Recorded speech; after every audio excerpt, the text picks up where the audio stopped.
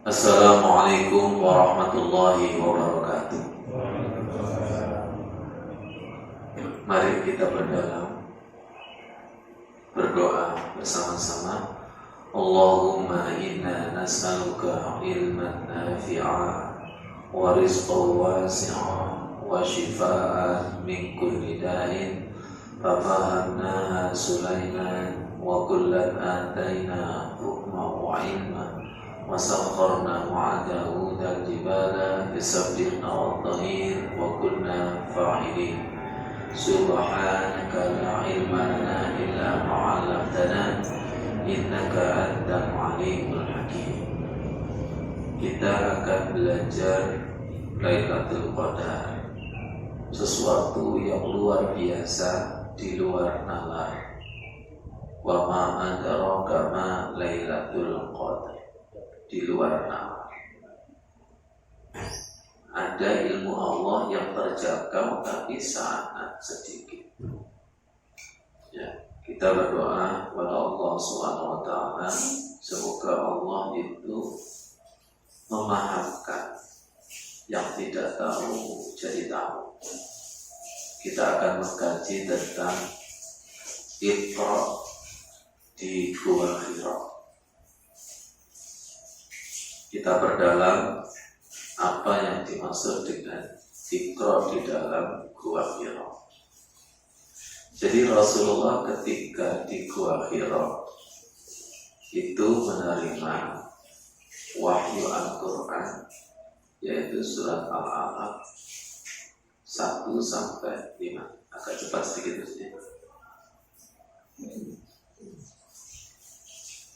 Ketika kita mengkaji, maka kita harus umi.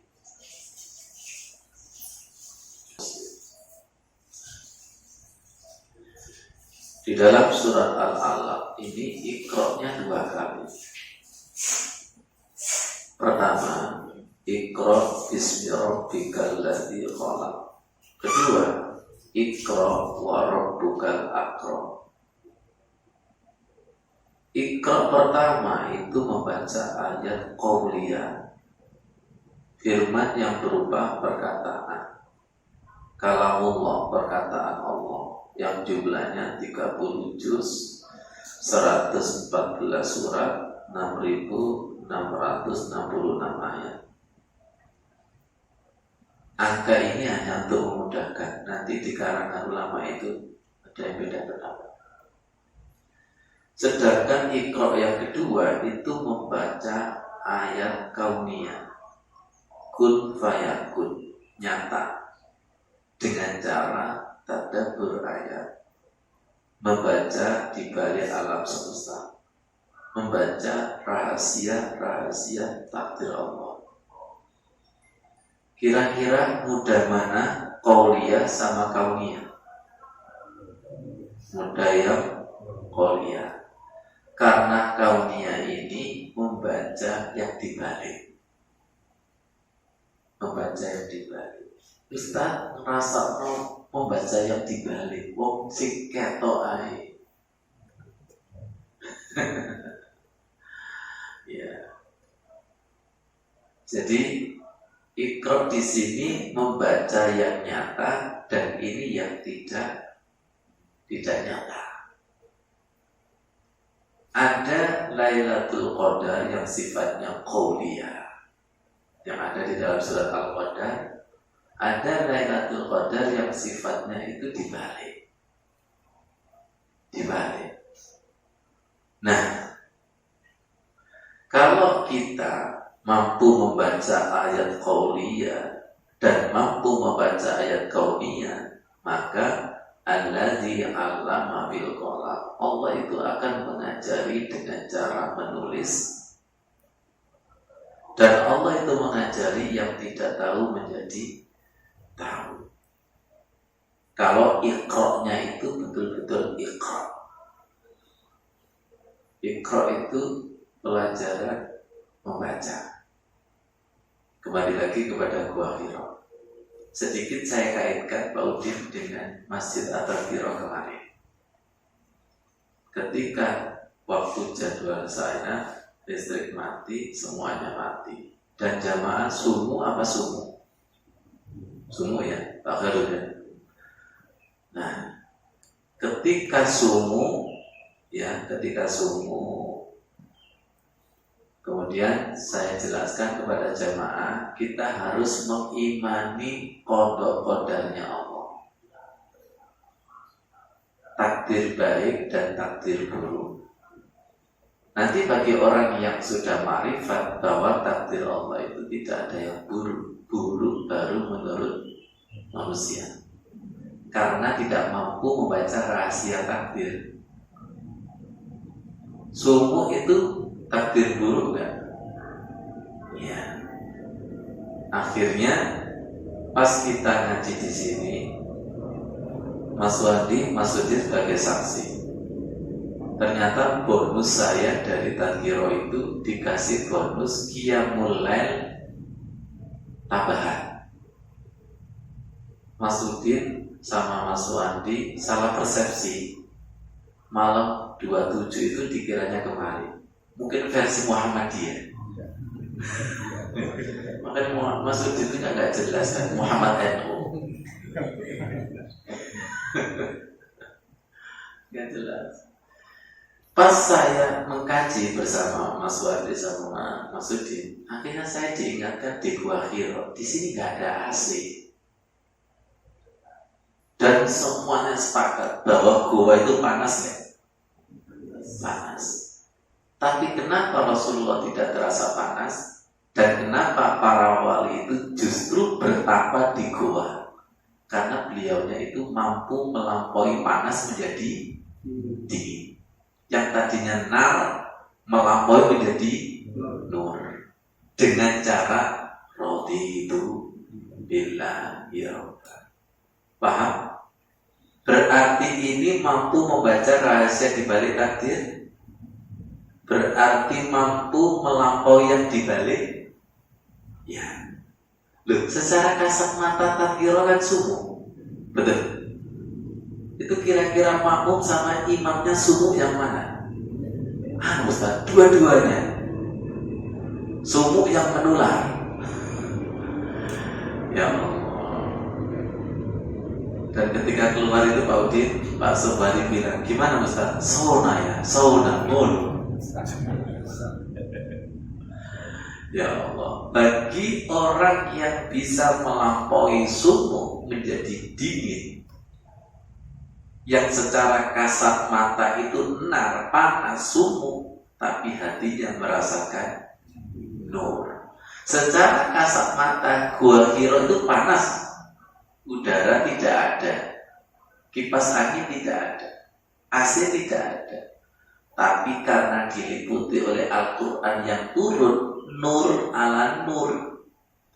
Kalau sudah Al-Quran turun, Allahnya ada, malaikatnya ada.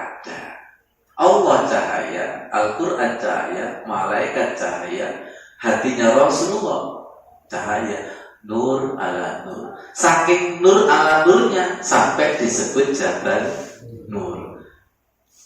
Kalau misalnya Pak Tri dan Pak Khairul kesini, bukan Jabal Nur, tapi Jabal Nar. Nari gara-gara Khairul Nakini. Gak Jabal Nur, tapi menjadi Jabal Nar. Semoga paham. Nah, ada seseorang yang dibacakan Al-Quran, kok tiba-tiba berontak, menangis, dan sebagainya. Berarti ada apanya di dalam hatinya? Nah, seharusnya kan nur. Lagi-lagi ternyata ketika ada takdir jelek menurut otak manusia, itu harus menggunakan ikrar. Ada ayat Al-Quran, ma asaba min musibatin illa biidnillah. Tidak ada suatu musibah kejadian atas izin Allah. Wa may yu'min, barang siapa yang mengimani ridho yahdi qalba, maka dadanya, hatinya akan diberi yahdi. Yahdi itu hidayah. Hidayah itu adalah yahdillahu linur. Makanya jangan salahkan. Kemarin ketika sholat isya dan taraweh, jamaah yang begitu banyak, dadanya beda-beda. Ada yang nur, ada yang nah. Kira-kira banyak yang mana? Nah. Iki tak mereo opo. Itu lah. Semakin protes, semakin nar ala nar. Takmir juga tidak ingin. Semoga paham. Semoga paham. Tunjukkan maksudnya. Dari Allamal insana ma lam ya'lam. Di sini kita disuruh membaca. Disuruh membaca khalaqal insana min 'alaq. Manusia itu diciptakan dari segumpal darah. Nyambung surat At-Tin. Surat At-Tin. Sudah apa ya surat At-Tin itu? Sudah? Saya tanya, sudah Iqra semua At-Tin? Nah, Iqra tersurat dan tersiratnya Pak Warno. Kalau tersuratnya sudah apa? Sudah. Tapi tersiratnya ini kan butuh nur ala nur. Kalau membaca tersuratnya, tertulisnya pakai mata. Itu aja kalau belum tua. Kalau sudah tua, kacamata. Kakek toh, kacamata double. Ini kan nur, betul nggak? Nur. Kalau nur harus dibaca dengan nur. Nur dibaca dengan nar. Akhirnya ketika auzubillah, ini nur, ininya nar, gak nyambung dong. Ini nur, ininya juga harus nur. Kalau ini nur, ini nur, nyambung frekuensinya. Yang tidak paham menjadi paham. Siap nur ala nur. Jadi kita sekian tahun itu kayaknya hati kita masih nar. Kalau Al-Quran kan sudah tidak diragukan nur ala nur. Allah sudah tidak diragukan nur. Salat juga nur. Tapi kalau kita itu nar, Allahu Akbar. Bismillahirrahmanirrahim. Izinkan ya Allah untuk menyingkap rahasia kalammu. Wattini wazzaitun, demi buah tin dan buah zaitun. Waturi sinina, demi bukit Tursina, tempat ketemunya Nabi Musa dengan Allah. Wahazal baladil amin, dan demi kota yang aman yaitu Mekah. Allah bersumpah menggunakan 4 makhluknya yang istimewa. Buah tin, mukjizatnya luar biasa. Buah zaitun juga luar biasa. Ini adalah tempat istimewa ketemunya Nabi Musa dengan Allah. Di sini ada Ka'bah, betul gak ini? Bersumpah berapa hal? 1, 2, 3, 4. Bersumpah dengan tempat-tempat yang istimewa karena mau menjelaskan laqad khalaqnal insana fi ahsani taqwim. Sungguh benar-benar aku ciptakan manusia itu sebaik-baik bentuk. Semoga kita sebaik-baik bentuk, walaupun ireng. Saya ini kalau dijajakan Pak Khairul, saya rugi.